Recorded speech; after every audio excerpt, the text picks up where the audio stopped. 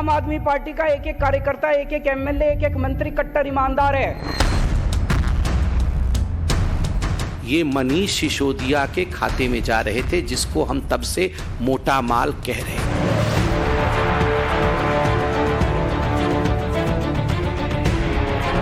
वो स्टिंग है, मजाक है। तो ऐसे स्टिंग मेरे पास भी है, मैं भी दे दूंगा कल बहुत सारे।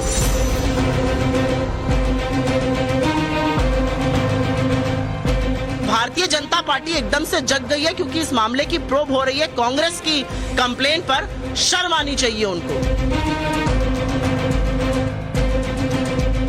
मैं मनीष सिसोदिया को 22 साल से जानता हूँ। एक बेहद कट्टर ईमानदार आदमी है, कट्टर देशभक्त आदमी है। ये भ्रष्टाचारियों की सरकार है, बेवड़ी सरकार, कट्टर भ्रष्टाचार। नमस्कार दर्शकों, मैं हूं नाविका कुमार और आप जुड़ रहे हैं मेरे साथ उस शो में जिसमें आप अपने सवाल खुद पूछ सकते हैं। शो का नाम है सवाल पब्लिक का। दिल्ली शराब घोटाले में आज स्टिंग ऑपरेशन सामने आ गया। यह स्टिंग ऑपरेशन बीजेपी ने जारी किया है। इस स्टिंग का ड्यूरेशन 6 मिनट और 42 सेकंड का है। इस वीडियो में शराब घोटाले में दर्ज सीबीआई की एफआईआर में आरोपी नंबर 13 यानी कि सनी मारवा के पिताजी नजर आ रहे हैं। उनका नाम कुलविंदर मारवा है और कुलविंदर मारवा का होने का दावा है बीजेपी द्वारा। बीजेपी की ओर से जारी वीडियो में कुलविंदर मारवा ये कहते सुने जा रहे हैं कि शराब नीति में रिटेलर्स के लिए प्रॉफिट का गेम 80% का है। और ये बात मैं आपको काफी दिनों से बता रही हूं, मैं आज भी इसका खुलासा करूंगी। बीजेपी के स्टिंग ऑपरेशन में सिर्फ मनमाने प्रॉफिट की छूट ही नहीं, ब्लैक लिस्टेड कंपनियों को लाइसेंस देने से लेकर कमीशन खोरी के खेल का कबूलनामा भी दिखाई दे रहा है। मैं साफ कर दूं कि बीजेपी ने स्टिंग ऑपरेशन जारी किया है, उसका सोर्स क्या है, कब का स्टिंग है, कितनी सच्चाई है, मैं इन चीजों पर कोई खुलासा नहीं कर सकती। ये बीजेपी को करना पड़ेगा। हमारी टीम इसका पता लगाने की कोशिश जरूर कर रही है। आपको यह भी बताना चाहती हूं कि इस स्टिंग ऑपरेशन को मनीष सिसोदिया ने नकारा है। सिसोदिया स्टिंग ऑपरेशन पर तो ज्यादा नहीं बोले, लेकिन उन्होंने आरोप लगाया कि उनके खिलाफ झूठा केस बनाने के लिए एक सीबीआई अफसर पर इतना दबाव डाला गया कि अफसर ने सुसाइड तक कर लिया। और इस मामले को भी सीबीआई ने पूरी तरह से खारिज कर दिया है।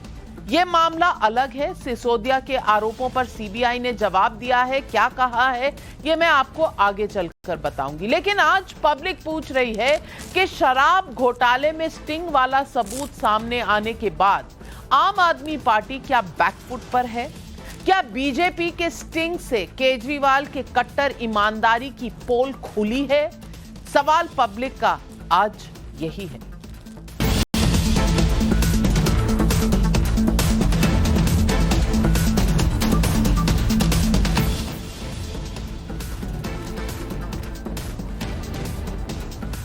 आज स्टिंग ऑपरेशन में कुलविंदर मारवा हर वो बात कबूलते नजर आ रहे हैं जिनके आधार पर बीजेपी केजरीवाल सरकार को घेरती रही है। सबसे पहले स्टिंग ऑपरेशन का यह हिस्सा सुनिए जिससे ऐसे लग रहा है कि शराब कारोबारियों को रेवड़ी बांटी गई। सुनिए ये बीजेपी का स्टिंग।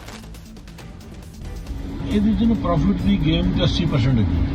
80% 1 रुपए ਦੇ ਮਾਲ ਦੇ ਵਿੱਚ ਸਾਨੂੰ 20 ਪੈਸੇ 20 ਪੈਸੇ ਦਾ ਮਾਲ ਹੁੰਦਾ, 80 ਪੈਸੇ ਸਾਰੇ ਸਾਡੇ ਹੁੰਦੇ। अच्छा 1+1 ਕਰਨ ਡਰ ਗਈ ਸਾਨੂੰ। 80 ਇੰਨੀ ਕਮਾਈ ਕਿਵੇਂ? ਇੰਨੀ ਕਮਾਈ ਐਵੇਂ ਕਿ ਇਹਨਾਂ ਨੇ ਐਤਕੀ ਚਾਲੇ ਚੱਲੀਏ ਤੁਹਾਨੂੰ 20 ਦਾ ਮਾਲ ਹੈ ਕਿ ਜਿੰਨੇ ਦਾ ਮਰਜ਼ੀ ਵੇਚੋ, ਸਾਨੂੰ ਫਿਕਸ ਨੇ ਪੈ ਦੇ। ਸਾਡੇ ਤੋਂ ਇਹਨਾਂ 253 ਕਰੋੜ ਲੈ ਲਿਆ। ठीक है, जाओ तू जिन्हें मर्जी दुकाना करो, जो मर्जी करो। 20 पैसा माल आंदा 253 करोड़ एक बंदे दो। एक बंदे। अच्छा साल दा 253 नहीं है तो मिनिमम साडा है, बाकी तो 500 करोड़ लिया। साडा तो सब तो घाटा का। क्यों? गल में 20 टेंडर की बने सी, सबसे छोटे ऐसी ले ले बाकी 200 टेंडर बने उन्हें महंगे में लेने पे। मैं टाइम्स नाउ नवभारत पर पहले ही खुलासा कर चुकी हूं कि केजरीवाल सरकार की एक्साइज पॉलिसी से शराब कारोबारी मालामाल हुए और सरकारी खजाने में चूना लगा। एजेंसी के सूत्रों के हाथ लगे एक्सक्लूसिव पेपर, ये मैंने पिछले हफ्ते भी आपको दिखाए थे और मैंने ये बात पहले भी कही थी और आज फिर आपको ये फैक्ट दिखा देती हूं जो एजेंसीज द्वारा मुझे मिले हैं, वो आपके सामने रखूंगी और समझाऊंगी कि ये 80% का जो मुनाफा कहा जा रहा है ये कैसे हुआ, किसने किया और इसमें क्या मिला कारोबारियों को। अब ये आपको समझा दूं कि पहले एक्साइज पॉलिसी में एक्साइज कितनी थी, वैट लगता था, उसके बाद प्रॉफिट होता था और अंत में कैलकुलेशन होता था जो प्राइस का जिस पर आप खरीद सकते थे ये लिकर या दारू। अब इसमें पहले क्या था ये बता दूं आपको, पहले क्या था और बाद में ये क्या हुआ। पहले एक्साइज के नाम पर 223 रुपए एक्साइज लगती थी, ये घट के 1 रुपया 88 पैसे हो गई, यानी कि पूरे सरकार के खजाने को चूना लगा ऐसा बताया जाता है। हाँ, कुछ अपफ्रंट 5 करोड़ से 10 करोड़ की लागत में लिया गया।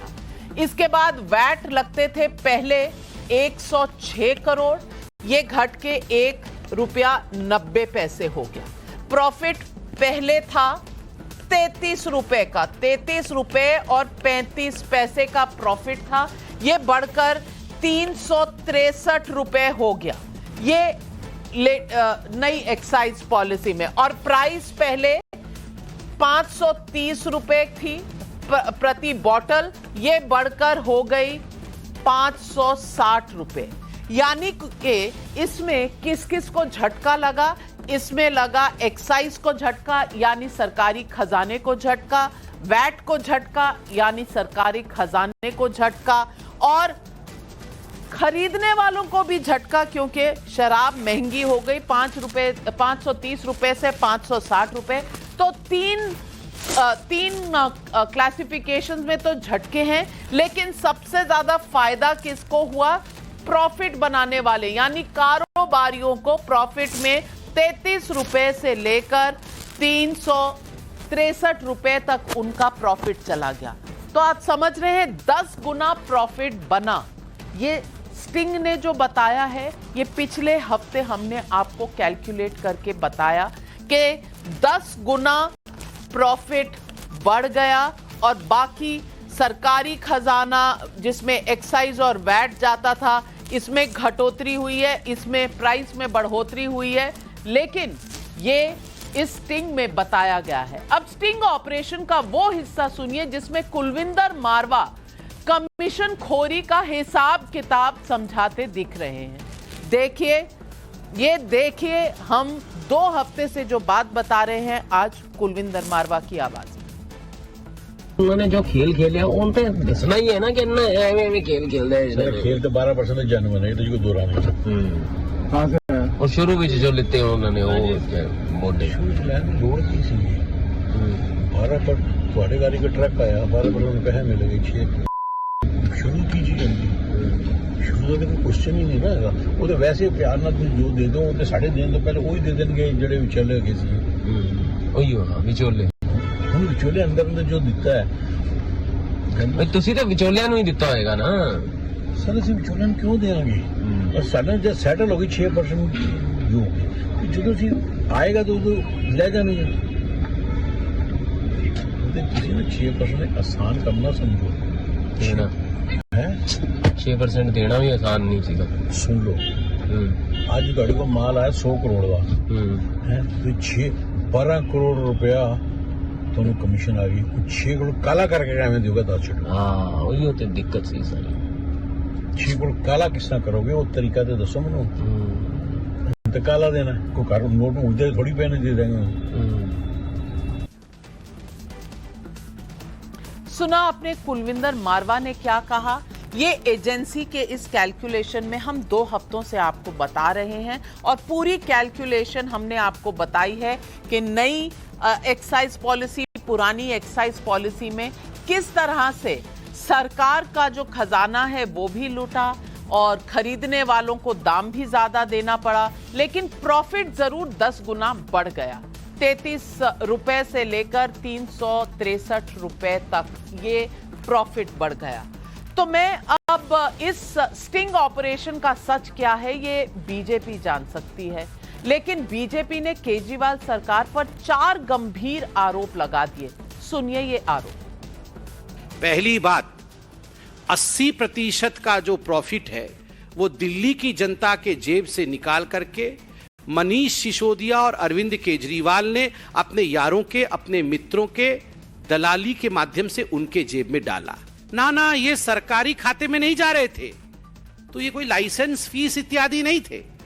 एक एक व्यक्ति से पहले मालूम पड़ा कि 60 करोड़, जैसे इनसे मारवा साहब से 60 करोड़ रुपए लिया होगा अपने व्यक्तिगत कमीशन के लिए। तो मारवा साहब कहते हैं कुछ लोगों से तो 150 करोड़ ले लिया है, और ये जो हैं ये सरकारी खाते में नहीं जा रहे थे, मतलब ये मनीष सिसोदिया के खाते में जा रहे थे, जिसको हम तब से मोटा माल कह रहे थे। यहां पर स्पष्ट शब्दों में मारवा साहब, जिनका स्टिंग हुआ है, वो कहते हैं एक गलती तो बड़ी कर दीजिए इन्होंने, ब्लैक लिस्टेड कंपनियों को बुला बुला करके इन्होंने टेंडर दिया है। टेंडर कंप्लेंट के बावजूद मनीष सिसोदिया जी ने टेंडर दिया, क्योंकि मोटा माल मिल रहा था कि 100 करोड़ की गाड़ी आएगी तो 12 करोड़ कमीशन होगा, 12 करोड़ में से 6 करोड़ उसी दिन जाके मनीष सिसोदिया को देना है।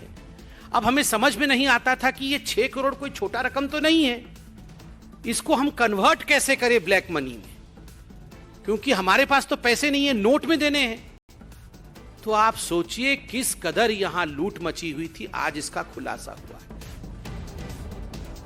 बीजेपी का स्टिंग ऑपरेशन मनीष सिसोदिया पर बड़ा हमला था, लेकिन सिसोदिया ने आज स्टिंग ऑपरेशन पर सिर्फ इतना कहा कि यह स्टिंग ऑपरेशन नहीं बल्कि एक मजाक है। सुनिए उनका बयान। अब जब सीबीआई से एक तरह से क्लीन चिट मिल गई कि जी इनके पास तो कुछ नहीं मिल रहा, तो अब बीजेपी कह रही है जी देखो सीबीआई नहीं ढूंढ पाई, अब हम स्टिंग करके देंगे। फिर वो कोई सड़क पे चौराहे पे खड़े होकर किसी को गाड़ी पे बिठा के कुछ कहते हैं, उसके कोई सवाल जवाब करते हैं, वो स्टिंग है, मजाक है। तो ऐसे स्टिंग मेरे पास भी है, मैं भी दे दूंगा कल बहुत सारे, फिर आप उसको भी चलाना। तो आज सबसे बड़ा सवाल पब्लिक का, क्या शराब घोटाले में बीजेपी का स्टिंग ऑपरेशन केजरीवाल सरकार पर भ्रष्टाचार का सीधा सबूत है? सवाल नंबर 2, क्या बीजेपी के स्टिंग ऑपरेशन पर सीधा जवाब ना देकर आम आदमी पार्टी बैकफुट पर नजर आ रही है?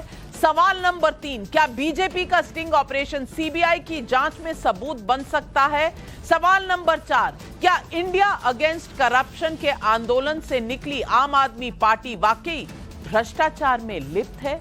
यही है आज पब्लिक के सवाल, और आइए आज इन सवालों के जवाब लेते हैं। गौरव भाटिया प्रवक्ता है बीजेपी के, रवि श्रीवास्तव आम आदमी पार्टी के समर्थक हैं, क्योंकि आज आम आदमी पार्टी ने अपना आधिकारिक स्पोक्सपर्सन प्रवक्ता हमें दिया नहीं है। तहसीन पूनावाला राजनीतिक विश्लेषक है, परविंदर सिंह सेठी राजनीतिक विश्लेषक है, करण वर्मा भी राजनीतिक विश्लेषक है। मैं सबको बताना चाहती हूं, पहले राउंड में सब 60-60 सेकंड का समय में अपनी बात रखेंगे इस पूरे स्टिंग ऑपरेशन पर और आज के मुद्दे जो सवाल के हमने बनाए हैं, और उसके बाद हम ये डिबेट खोलेंगे। तो मेरा पहला सवाल जाता है रवि श्रीवास्तव जी आपको। मैं पूछना चाहती हूं कि ये जो पूरी कैलकुलेशन हमने कर ब्लैक बोर्ड पर दिखा दी है, इसमें पूरी तरह से दिख रहा है कि एक्साइज ड्यूटी जो पहले 223 रुपए थी अब 1 रुपया 88 पैसे है, और वैट 106 रुपए था 1 रुपया 90 पैसे हो गया, और जो शराब की दाम थी वो लोगों के लिए तो बढ़ गई 30 रुपए, 530 से 560 हो गई, लेकिन जो 10 गुना प्रॉफिट बढ़ा है उस प्रॉफिट में जिस तरह से बीजेपी कह रही है बड़े लोगों के हिस्से थे क्या? यही है आज सवाल पब्लिक का। रवि श्रीवास्तव जी जवाब दीजिए इसका।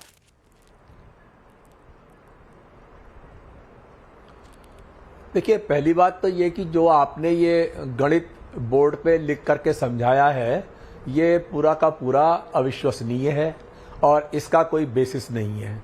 ये किसी रिपोर्ट का हिस्सा नहीं है, ये किसी सीबीआई की चार्जशीट का हिस्सा नहीं है, ये किसी ईडी की चार्जशीट का हिस्सा नहीं है, इसलिए इसको मैं पूरा सिरे से खारिज करता हूँ।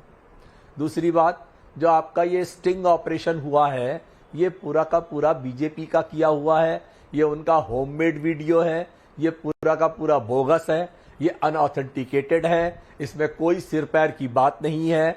ऐसे वीडियो बनाना कोई बीजेपी के लिए मुश्किल काम नहीं है। उनका आईटी सेल सुबह से शाम तक यही काम करता है, फोटोशॉप करना, एडिटेड वीडियो डालना और इस तरह के बेबुनियाद आरोप लगाना बैठ करके। मैं सबसे पहली बात तो ये पूछता हूं कि इसमें जिसका उल्लेख किया जा रहा है, जो श्री कुलविंदर जी हैं, जो श्री सनी जो अभियुक्त हैं, उनके पिताजी हैं, वो अभियुक्त की बात पर हम विश्वास करेंगे? अभियुक्त क्या वीडियो में या किसी भी चीज में कोई सच बोलेगा? वो तो वो बात करेंगे जो अपने पुत्र को बचाने के लिए करनी होगी। तो मुझे इस वीडियो का कोई सिर पैर समझ में नहीं आता। ये स्टिंग ऑपरेशन एकदम बोगस है, घर का बनाया हुआ है और इसमें कोई सत्यता नहीं है। चलिए मैं पूछती हूँ, मैं आती हूँ, 60 सेकंड आपके समाप्त हुए। मैं गौरव भाटिया जी आपसे पूछना चाहती हूँ। रवि श्रीवास्तव जी का कहना है बोगस वीडियो है, आपने अपने घर में बैठकर बनाया है और आप देश का ध्यान जो है वो हटा रहे हैं मुद्दों से। और दूसरी बात वो कह रहे हैं अक्यूज्ड का वीडियो है और अक्यूज्ड नंबर 13 जो हैं उनके पिताजी ऐसी कोई बात नहीं कह सकते जो उनके अगेंस्ट जाए, यानी कि वो अपने बेटे को बचाने की कोशिश कर रहे हैं। जवाब दीजिए रवि श्रीवास्तव जी के इन दलीलों।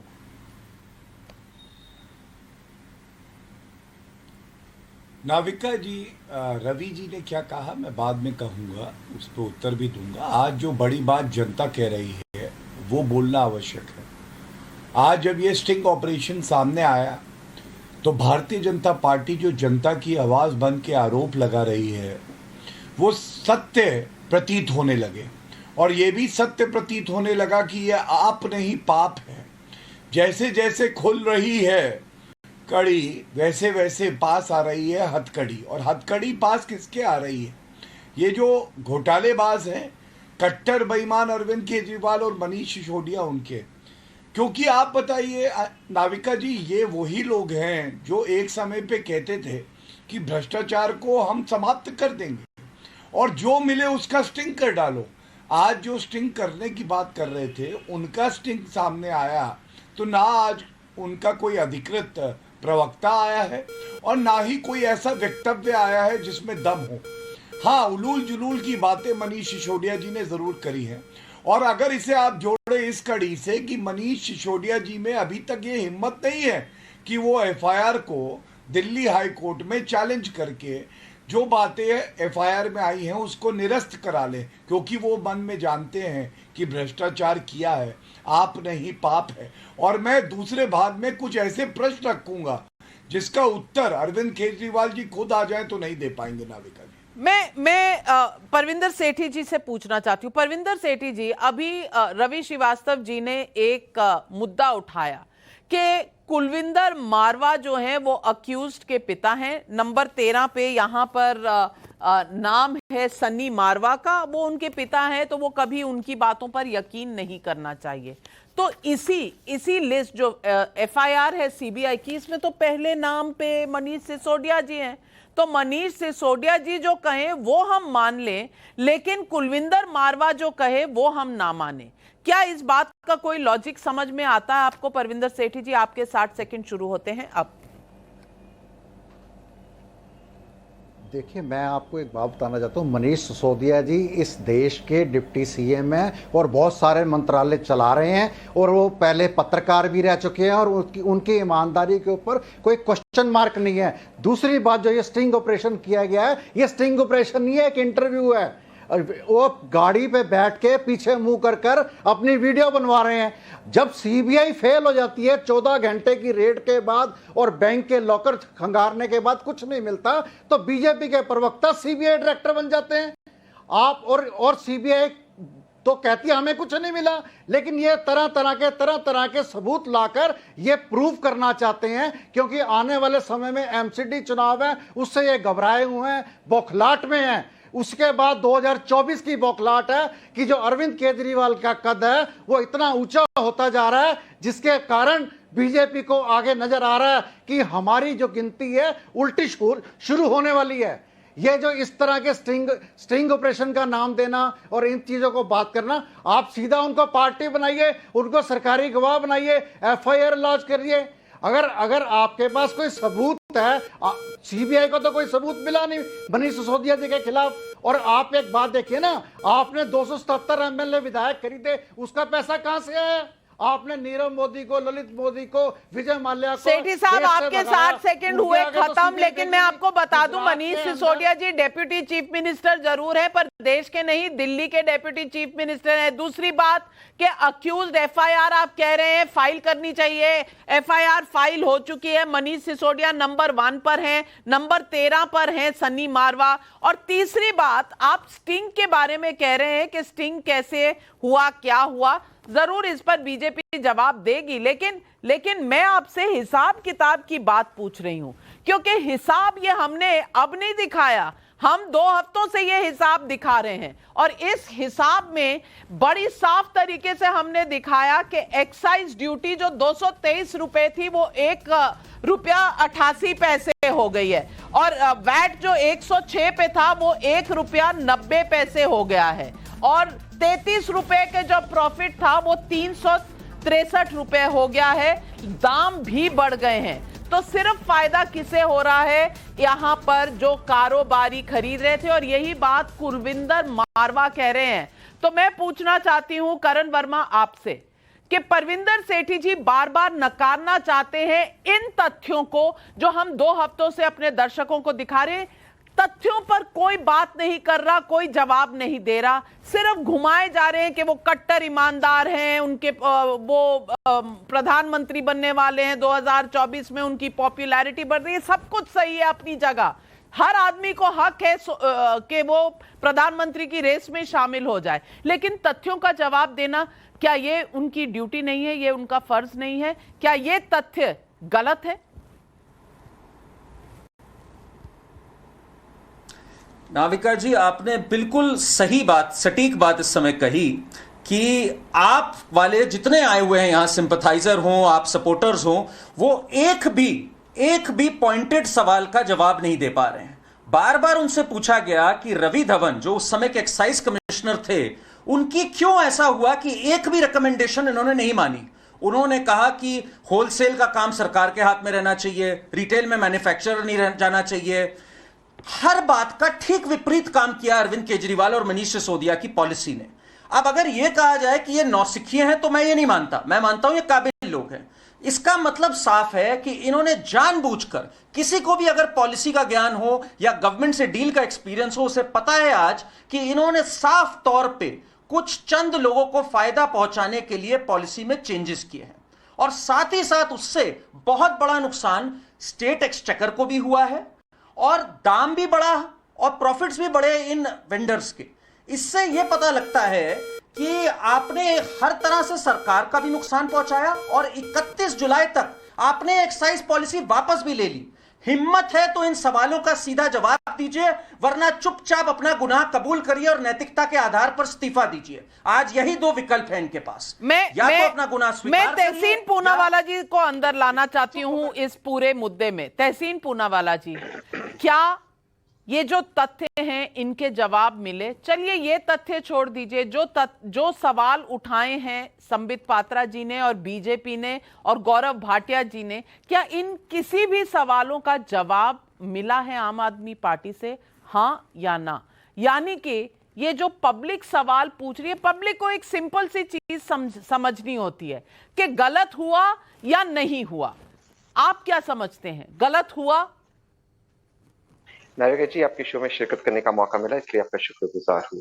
और मैं ये नहीं मानता हूँ कि मनीष सिसोदिया जी गुनहगार है या करप्ट है। मैं उनकी तरह सब पे कीचड़ नहीं उछालूंगा जैसे आम आदमी पार्टी उछालती है, लेकिन कुछ वाजिब सवाल गौरव भाई ने पूछे। सबसे पहला सवाल, आम आदमी पार्टी ने एक लिकर पॉलिसी लाई थी, उस लिकर पॉलिसी के हिसाब से दिल्ली सरकार को मुनाफा होना चाहिए था, वो मुनाफा नहीं हुआ, उनका नुकसान हुआ। नुकसान क्यों हुआ उसका वह जवाब दे। पॉलिसी अच्छी थी तो उस पॉलिसी को उन्होंने विड्रॉ क्यों किया। दूसरी चीज, खाओ गली केस में खुद आम आदमी पार्टी सरकार ने नोटिस दिया था, उस कंपनी को नोटिस दिया था, तो उस पर फॉलो अप एक्ट क्यों नहीं किया। चौथा सवाल, मनीष सिसोदिया जी बार बार अपने आप को क्लीन चिट देते, अगर वे क्लीन चिट देते तो उन्होंने ये आरोप लगाया था भाजपा पे, भाजपा उनकी पार्टी को छोड़ना चाहती है और उनको रिश्वत दे रही है ताकि वो भाजपा के साथ ज्वाइन करे, तो उन्होंने भाजपा के खिलाफ एफआईआर क्यों दर्ज नहीं कराया, क्योंकि ये क्रिमिनल कॉन्स्पिरेसी है।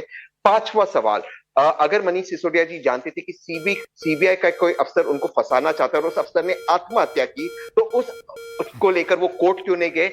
एफआईआर क्वॉशिंग के लिए वो कोर्ट क्यों नहीं गए, वहां पर ये तथ्य क्यों नहीं रखा कि सीबीआई का अफसर उनको फंसाना चाहता है, क्योंकि कोई आत्महत्या करे ये बहुत बड़ी चीज है, किसी की जिंदगी चले गई और ये उप मुख्यमंत्री, और अगर ये जानते कि एक अफसर इसलिए आत्महत्या किया क्योंकि वो उनको फंसाना चाहता है एक उप मुख्यमंत्री को, ये उनका संवैधानिक कर्तव्य है कि वो उसके खिलाफ केस फाइल करे, तो केस क्यों फाइल नहीं किया। और लास्ट चीज से अपनी बात समाप्त करूंगा, अरविंद केजरीवाल सबको ये नसीहत देते थे भाजपा कांग्रेस को कि अगर आपका नाम किसी चीज में आए तो आप रिजाइन करें। मैं नहीं कह रहा हूं मनीष सिसोदिया जी गिल्टी है, लेकिन क्यों मनीष सिसोदिया जी स्टेप डाउन नहीं करते, सत्येंद्र जैन स्टेप डाउन नहीं करते जब तक वो क्लीन चिट उन्हें नहीं मिल जाए, क्यों उनके लिए सही सवाल है। यहां कोई भी किसी को गिल्टी नहीं करार दे रहा, क्योंकि ये कोई अदालत नहीं है, ये काम अदालत का होता है, जजों का होता है। लेकिन सवाल जो उठते हैं, सवालों के जवाब मांगना हमारा हक ही नहीं, हमारा कर्तव्य भी होता है। तो मैं सबसे पहले तो रवि श्रीवास्तव जी से यह पूछना चाहूंगी कि आज ये सवाल उठ रहे हैं कि तथ्यों के जवाब कहां हैं। अगर बीजेपी ने ऑपरेशन लोटस करना चाहा तो क्यों उसका कोई भी सामने में हमारे सबूत नहीं रखा गया, क्यों एफआईआर नहीं लॉन्च हुई। अगर सीबीआई के बारे में जो मनीष सिसोदिया जी ने कहा वो सच है, जिसको नकार चुकी है सीबीआई। पहले तो मैं आज सबको सुनवाना चाहती हूं कि मनीष सिसोदिया जी ने आरोप क्या लगाया है सरकार पर और सीबीआई पे। पहले आरोप सुन लीजिए।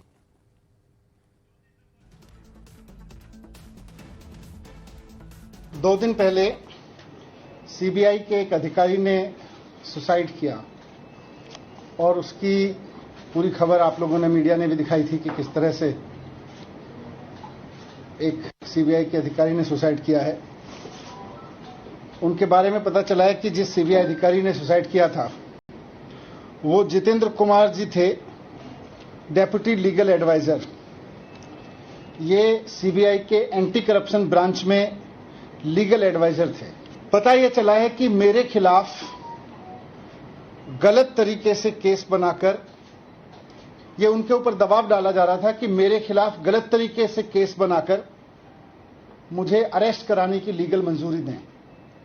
उनके ऊपर जिन अधिकारी ने, सीबीआई के जिस अधिकारी ने सुसाइड किया है, उनके ऊपर गलत तरीके से दबाव बनाया जा रहा था कि मेरे खिलाफ इलीगल तरीके से, फर्जी तरीके से केस बना के मेरे अरेस्ट को मंजूरी दें, जिसको वो मंजूरी नहीं दे रहे थे। ये आरोप लगाया मनीष सिसोदिया जी ने, लेकिन उधर सीबीआई का स्टेटमेंट आया और उन्होंने इस आरोप को कंप्लीटली खारिज कर दिया। और जो बयान दिया सीबीआई ने, उसमें कहा कि जितेंद्र कुमार का जांच से कोई कनेक्शन था ही नहीं।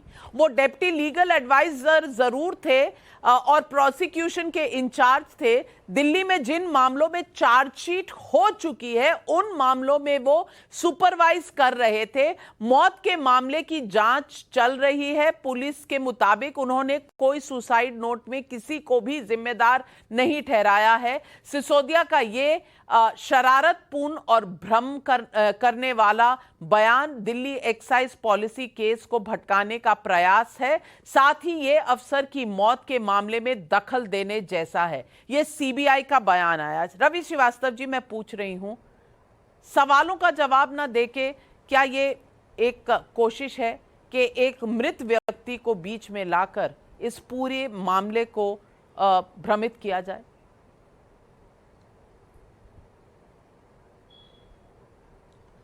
नाविका जी, आप बहुत सीजन्ड जर्नलिस्ट हैं, बहुत पुरानी। आप क्या उम्मीद कर रही थी कि जो मनीष सिसोदिया ने कहा तो सीबीआई तुरंत मान जाएगी और कहेगी कि हाँ वो इनके खिलाफ केस बना रहे थे इसीलिए उन्होंने आत्महत्या कर ली है? मुझे तो इस बात में कोई दम नहीं लगता।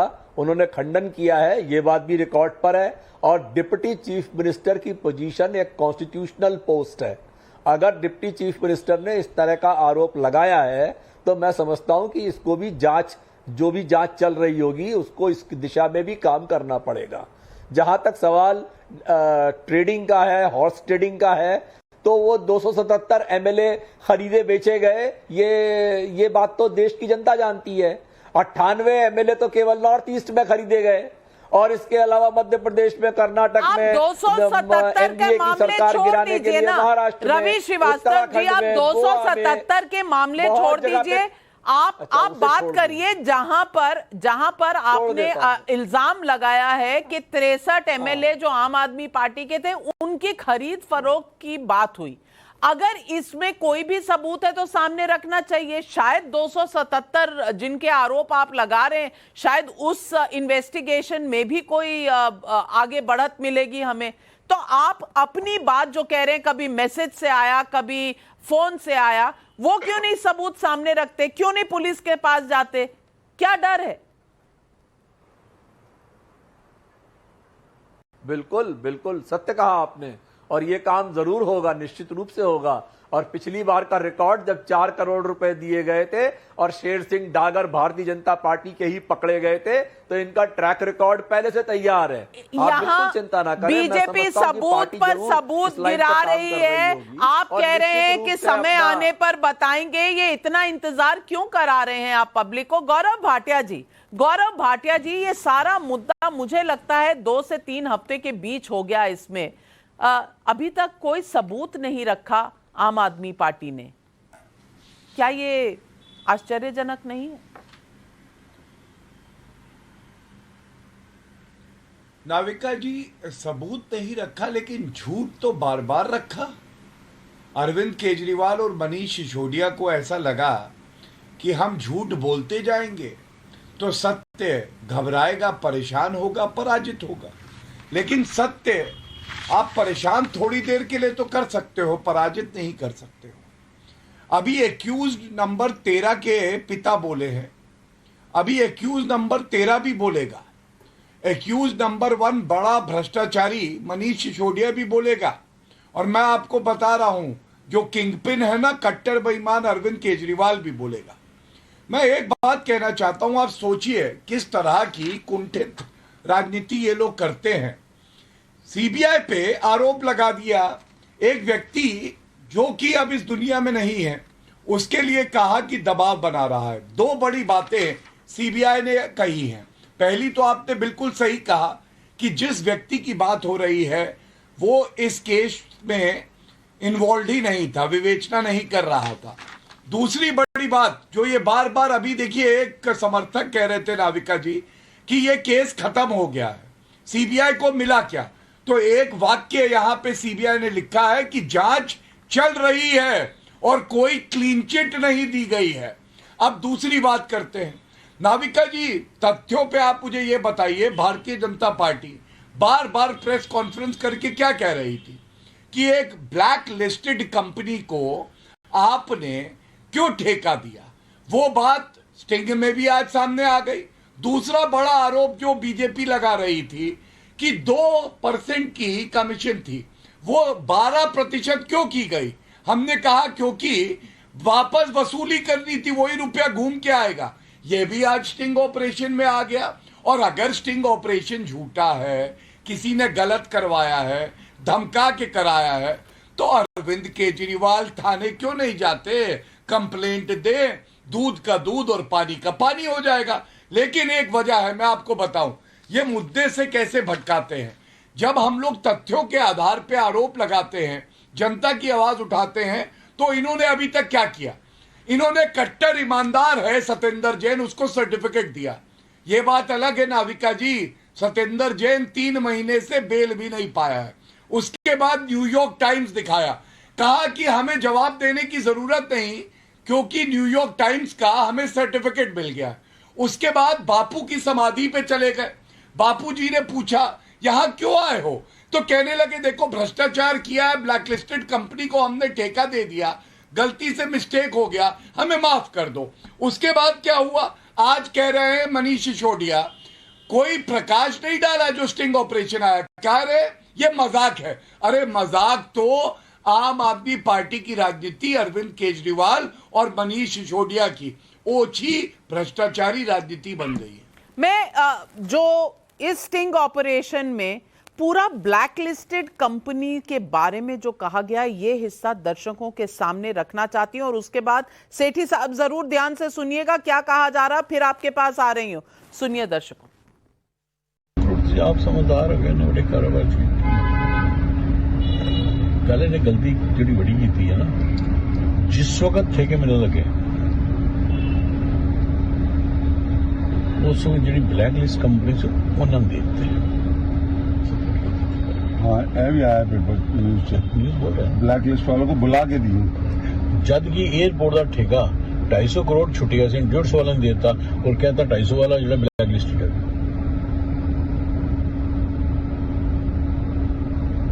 अपने बंदों को कमाई कराई है। नहीं अपने बंदों को नहीं जी, वो तो वो बंदे जो इनको दें, इनके विश्वास पात्र हों।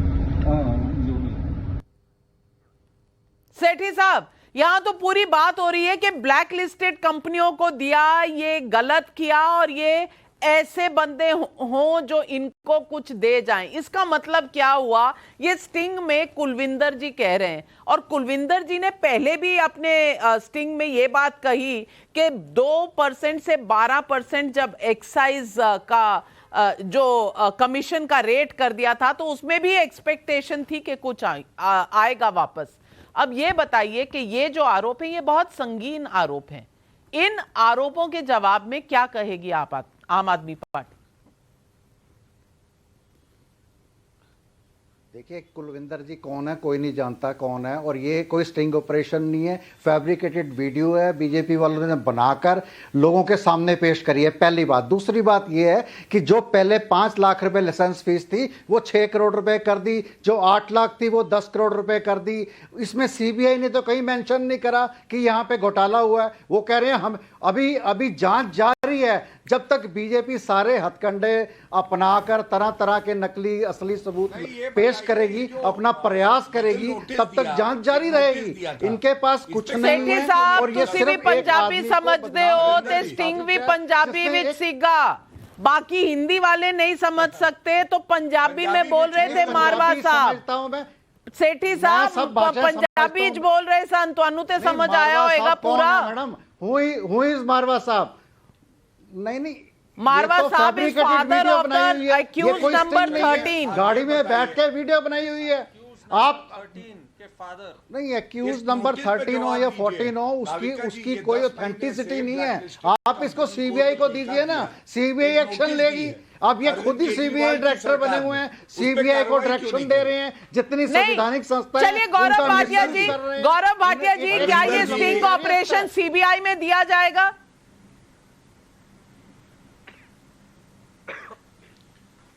देखिए नाविका जी, सीबीआई वो एजेंसी है जो अपना कार्य जानती है। वो स्टिंग ऑपरेशन लेना चाहेगी वो भी ले सकती है, और जो वक्तव्य दिया गया है एक्यूज नंबर 13 के पिताजी ने, उसको भी वो बयान कर सकती है, और ये एविडेंस में यूज भी हो सकता है और ओरिजिनल रिकॉर्डिंग भी अपने हाथ ले सकती है। यही कानूनी प्रक्रिया है। इसीलिए तो अरविंद केजरीवाल घबराए हुए हैं, बताते हैं घर में बैठे कह रहे हैं मनीष सिसोदिया से, अब कैसे बचेंगे, अब तो सीबीआई पकड़ ही लेगी। बड़े घबराए हैं नाविका जी। अभी आगे आगे देखिए होता है क्या। सीबीआई को अपना काम करने दीजिए। क्या बात कर रहे हैं गौरव भाटिया जी? ना बताया ना मनीष सिसोदिया। गौरव भाटिया जी वो घर में बैठे क्या बात कर रहे हैं, आपको कैसे पता? मैं एक बात कहना चाहता हूं। वो ऐसे पता चल जाता है जैसे इनको पता चल जाता है कि हम क्या कर रहे हैं ना। खास के झूठ बोलने आते हैं नाविका जी, कोई प्रमाण नहीं देते। जब प्रमाण देना ही नहीं है तो कुछ भी बोल दो आके। हम लोगों ने जो सवाल पूछे हैं आज तक आपको कोई एक उत्तर मिला? सेठी साहब, आप मेरी बात सुनिए 10 सेकंड के लिए। मैडम 10 सेकंड के लिए मेरी बात, हाँ जी 10 सेकंड के लिए मेरी बात सुनिए। 10 जी मेरे से 10 सेकंड की मेरी बात सुनिए। हाँ जी। अगर कुलविंदर मारवा ये बयान देता है कि उसका फादर, तो वो भी अरेस्ट होगा, क्योंकि रिश्वत देना और रिश्वत लेना दोनों ही जुर्म है। सीबीआई उसको अरेस्ट करे, उसको इंटेरोगेट करे, उनकी जितनी पूरी जांच करे, उनको इमीडिएटली अरेस्ट कर लेना चाहिए सीबीआई को।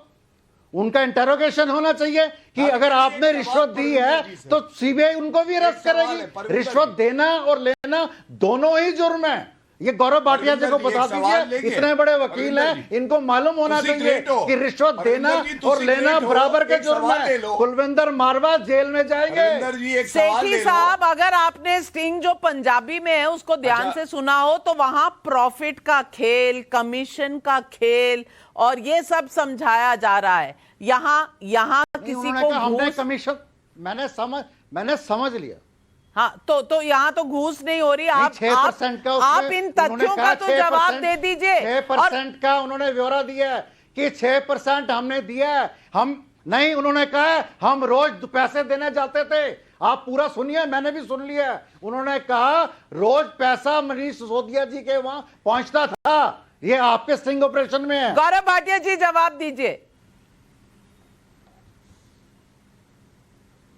नहीं नाविका जी, मेरे को जवाब नहीं देना, परविंदर जी को देना है। मैंने तो ये पूछा, मान लीजिए ये कहते हैं कि जो व्यक्ति ये बात कर रहा है कुलविंदर, वो भी जेल जाएगा, तो भैया कुलविंदर जी की पैरवी करने हम यहाँ थोड़ी ना बैठे हैं। हम तो ये पूछने बैठे हैं कि दिल्ली का मुख्यमंत्री इतना भ्रष्ट क्यों। बात कर रहा हूं नाविका जी, जो गलत करेगा जेल जाएगा, मनीष सिसोदिया भी जाएगा।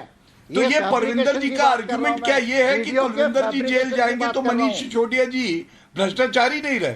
अरे हम ये पूछ रहे कुलविंदर जी, मैं कहता हूं तुसी ग्रेट हो, एक उत्तर दो बीच में। परविंदर जी बीच में मत बोलिए, मेरा एक सवाल है, आप सुनिए, मेरे सवाल को सुनिए और फिर उत्तर दीजिए पूरी एकाग्रता से, बीच में मत बोलिए।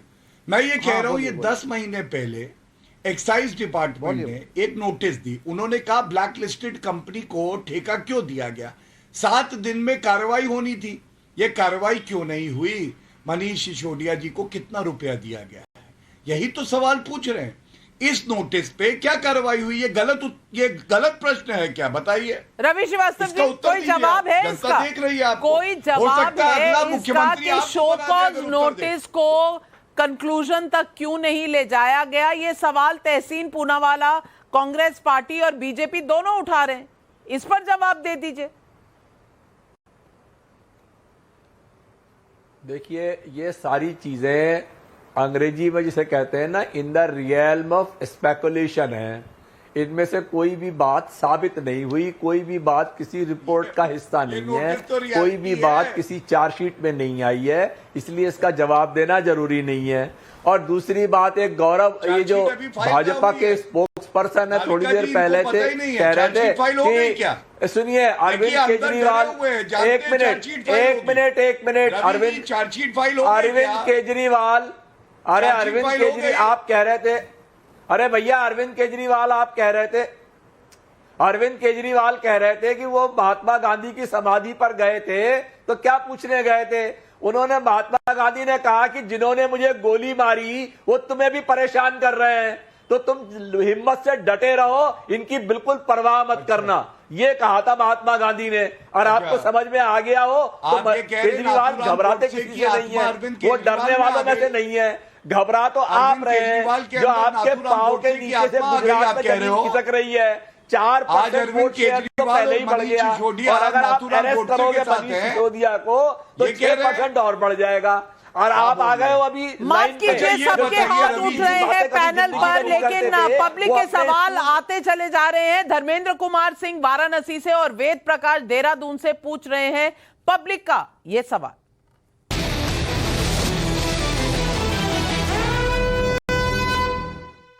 दिल्ली में शराब घोटाले पर बीजेपी ने एक स्ट्रिंग जारी किया, लेकिन स्ट्रिंग किसने किया, कब किया, बीजेपी को कैसे मिला, ये क्यों नहीं बताया? क्या केजरीवाल जी, पहले आपने बिना सबूतों के आरोप लगाए और मानहानि के दौरान आपको माफ़ी मांगनी पड़ गई। पहले आप स्टिंग की बातें करते थे, आज स्टिंग में खुद ही फंसते नजर आ रहे हो। क्या केजरीवाल अपने गड्ढे में खुद ही गिर गए हैं? पहले सवाल का जवाब गौरव भाटिया जी आप दीजिए। स्टिंग किसने किया, कहां से आया, कब का है? पब्लिक पूछ रही है, आपको यह भी खुलासा करना चाहिए। नाविका जी, मैं समझता हूं कि ये पब्लिक डोमेन में स्टिंग है और मैसेंजर को गोली नहीं मारी जाती है।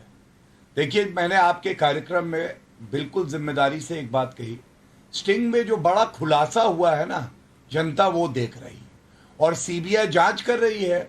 वो किसी से भी पूछताछ कर सकती है, वो कुलविंदर जी से भी पूछताछ कर सकती है। बड़ी बात यह है जो तथ्य सामने आए हैं, ब्लैकलिस्टेड कंपनी को आपने ठेका क्यों दिया, कमीशन 2 से 12% क्यों करी, 6% की कमीशन क्या काला धन बन के आपकी तिजोरी में आई, ये बड़े सवाल हैं और ये तो पूछे जाने चाहिए। अब स्टिंग किसने किया? कोई बड़ा जागरूक पत्रकार हो सकता है, कोई और व्यक्ति हो सकता है, ये मायने नहीं रखता। जो मायने रखता है रवि श्रीवास्तव जी, पब्लिक ये भी सवाल पूछ रही है, सारे चैनल तो बोल रहे हैं कि वो बीजेपी ने दिया है। नहीं, सारे चैनल तो कह रहे हैं बीजेपी ने दिया है। अब आप पत्रकार पे कहां से आ गए? बीजेपी ने प्रेस कॉन्फ्रेंस बीजेपी ने दिया है, ये बीजेपी ने किया है, तो वो कहते हैं हमने किया है, ये आपको जो पता नहीं है बीजेपी ने किया है। तो चलिए बीजेपी ने किया है, अगर ये साबित हो गया कि बीजेपी ने किया है तो आप जवाब तो दीजिए। और रवि श्रीवास्तव जी, पब्लिक आपसे सवाल पूछ रही है कि रोज स्टिंग तो आप किया करते थे, अब आप स्टिंग में फंस गए, जवाब क्यों नहीं देते मुद्दों का? बीजेपी ने पब्लिक सवाल पूछ किया तो पूरा फ्रॉड है ये। नहीं, देखिए, अगर बीजेपी ने किया है और बीजेपी ने ही किया है, ये पूरा फ्रॉड है, कमाल है, गलत है। करण वर्मा जी, आप तो बीजेपी से नहीं है, आप आम आदमी पार्टी से भी नहीं है। अगर बीजेपी ने किया है तो वो पूरी तरह से फ्रॉड है। तो ये बताइए कि जो आरोप लगाए गए थे आम आदमी पार्टी द्वारा कि ऑपरेशन लोटस हो रहा है, क्या वो भी फ्रॉड है? क्योंकि तथ्य तो कोई सामने आए नहीं। पहले नाविका जी, अगर सिर्फ तथ्यों की बात करें, ना मुझे बीजेपी से लेना देना ना आपसे, मेरा सवाल यह है कि दिल्ली के मुख्यमंत्री ने ब्लैक लिस्टेड कंपनियों को कैसे अलाउ कर दिया? दिल्ली के मुख्यमंत्री ने क्यों दिल्ली की सरकार का नुकसान होते हुए 30 करोड़ की ईएमडी वापस एक कंपनी को क्यों करी, जबकि वो फॉरफिट होनी चाहिए थी? मेरा सवाल तथ्यात्मक है, पर रवि जी जैसे लोग एक भी जवाब नहीं देना चाहते। यहां पर वो सिर्फ कहना चाहते हैं सब झूठ है, सब गलत है, एक भी इन्होंने जवाब पॉइंटेड क्वेश्चन का नहीं दिया। इसलिए जब तक हमें जवाब नहीं देंगे तो साफ हो जा रहा है, अपने को खुद को एक्सपोज कर रहे हैं आज रवि जी जैसे लोग कि हमारे पास जवाब नहीं है, हम बातों को घुमाएंगे बस, कभी राजनीतिकरण करेंगे, कभी गांधी जी के ब्लैक लिस्टेड कंपनी को ठेका क्यों दिया गया और अर्नेस्ट मनी क्यों वापस की गई, इसका जवाब है आपके पास? बिल्कुल।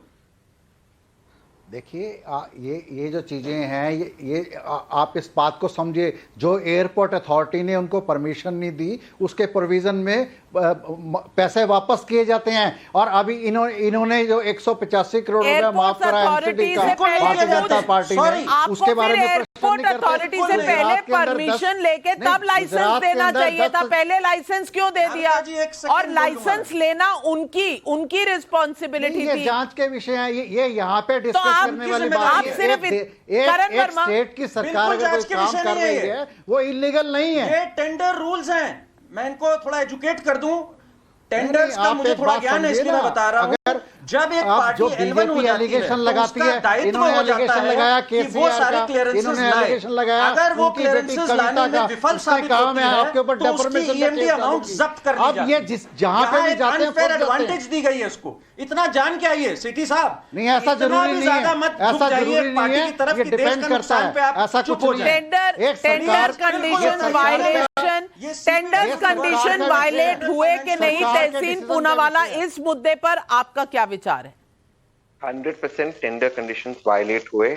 इसमें वायलेट नहीं होते तो खुद आम आदमी पार्टी की एक्साइज डिपार्टमेंट क्यों उस कंपनी को नोटिस इश्यू करती, किस बेसिस पे की, किस आधार पे की अगर वायलेट नहीं हुई। लेकिन मेरा एक और महत्वपूर्ण सवाल है जिसका कोई उत्तर नहीं दे रहा। दिल्ली के उप मुख्यमंत्री ने बहुत गंभीर आरोप लगाए। उन्होंने कहा एक व्यक्ति पर, माननीय जो गृह मंत्री हो गए या वर्तमान सरकार है, वो ये प्रेशर लगा रही थी, क्योंकि सीबीआई केंद्र की सरकार ये उन्होंने कहा सीबीआई का स्टेटमेंट आया है, जांच जारी है, जांच जारी है, जांच के डिटेल्स आएंगे तो पता चल जाएगा। लेकिन अभी सीबीआई ने एक स्टेटमेंट दे दिया है। पब्लिक के और सवाल आ रहे हैं। नितेश वर्मा रायपुर से, आदर्श भट्ट देहरादून से पूछ रहे हैं ये सवाल।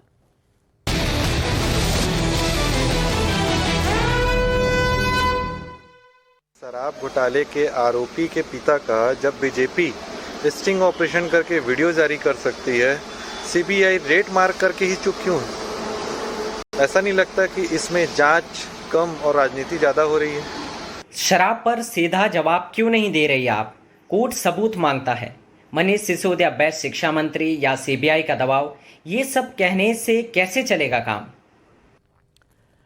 आपसे सवाल है करण वर्मा और परमिंदर सेठी जी, आपसे सवाल है, दोनों को दूंगी 45 सेकंड। करण वर्मा पहले आप जवाब दीजिए, क्या ये फिक्स्ड स्टिंग है?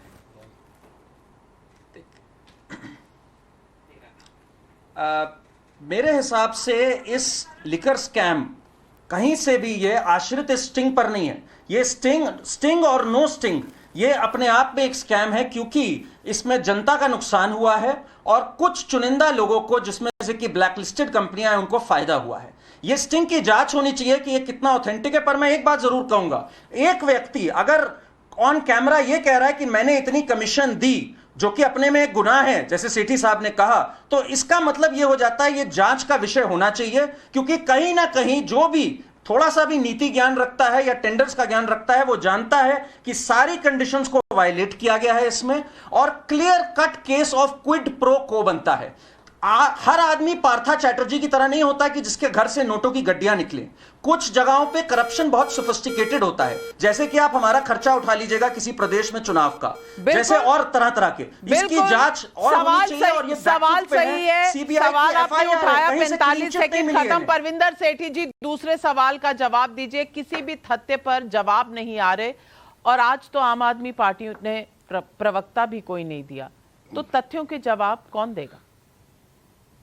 नहीं, मैं आपको मैं भाई साहब को ये बताना चाहता हूं कि भारतीय जनता पार्टी ने एक शराब को ऐसे कर दिया है कि जैसे आम आदमी पार्टी ने शराब की इन्वेंशन करी हो। मैं इनको बताऊं, जब समुद्र मंथन हुआ था तब से शराब निकल रही है और सैकड़ों साल से बिक रही है। दूसरी बात, गुजरात के अंदर 10,000 करोड़ की ड्राई स्टेट होने के बावजूद इलीगल शराब बिकती है, नकली शराब बिकती है, जिसमें 100 लोगों की डेथ हो जाती है। वहां पे कोई जांच नहीं होती, वहां पे हजारों करोड़ ड्रग्स का काम होता है। दिल्ली के अंदर हरियाणा की इलीगल शराब आती है। इन सब चीजों को रोकने के लिए नई एक्साइज पॉलिसी इंप्लीमेंट होने नहीं दी एलजी ने इंप्लीमेंट होने नहीं दी, उसके प्रॉफिट्स नहीं आए। आप कह रहे हैं कीमत बढ़ गई शराब की। शराब तो 100 रुपए की बोतल है, जो उसमें एक के साथ एक फ्री मिल रही थी, उसमें भी प्रॉफिट कमा रहे हैं पहले लोग। इसका मतलब है जो 50% था वो सरकार की जेब में जाता था। आज जो शराब जो बेचने वाले लोग हैं, 1000 की बोतलों, 500 की बोतलों, वो एक के साथ एक फ्री मिल रही है। उसमें इसके मतलब कितना प्रॉफिट होता होगा भाई साहब, बेचने वालों को। एक के साथ एक फ्री आटे, इसका जिक्र एक के साथ एक फ्री आटे की थैली दे देते तो लोगों का कल्याण हो जाता। लगता है बहुत चोट खाई है जिनको एक के साथ एक फ्री आजकल मिल नहीं रही। मैं सिर्फ इतना कहना चाहती हूँ, ये मुद्दा एक के साथ एक फ्री का नहीं है। और मैं ये भी मानती हूँ परविंदर सेठी जी के शराब और मधुशालाएं बहुत समय से हैं। मुद्दा ये नहीं है कि मधुशालाएं नई खुली हैं, मुद्दा ये है कि मधुशालाएं ऐसे खुली हैं जिसमें टेंडर के वायलेशन हुए हैं, जिसमें ब्लैक लिस्टेड कंपनियों को दिया गया है काम। और वो जो आपके स्क्रीन पर नजर आ रहे हैं कि फायदा हुआ है कुछ कारोबारियों को, और ये फायदा इसके बदले में क्या हुआ है, ये है सवाल। और सवालों के जवाब पब्लिक पूछ रही है, पब्लिक को जवाब दीजिए। आप इस पर राजनीति कितनी कर रहे हैं, इसका थर्मोमीटर हमारे पास ना है, ना हम इस पर घुसना चाहते हैं। मुद्दा सिर्फ ये है कि ये गलत हुआ तो क्यों हुआ, और अगर ये गलत नहीं हुआ तो आप क्यों नहीं बता रहे पब्लिक को कि ये गलत नहीं हुआ? क्यों भाग रहे हैं सवालों से? मुद्दा सिर्फ ये है, और यही मेरा नजरिया भी है, कि बीजेपी के स्टिंग ऑपरेशन के बाद आम आदमी पार्टी सिर्फ ये कहकर नहीं बच सकती है कि सारे आरोप झूठे हैं। ये जरूरी है कि आम आदमी पार्टी फैक्ट्स के साथ अपने बचाव को सामने रखे, क्योंकि आम आदमी पार्टी ने ईमानदारी की पॉलिटिक्स के नाम पर खुद को एस्टैब्लिश किया है और लोगों का विश्वास जीता है। मैं आम आदमी पार्टी को तब से कवर कर रही हूं जब से उसका जन्म हुआ था इंडिया अगेंस्ट करप्शन रामलीला मैदान में। 2011-12 की ये बात है। हमने पूरा दिन वहां खड़े होके धूप में ये पूरा आंदोलन एक पार्टी में तब्दील होते हुए देखा है।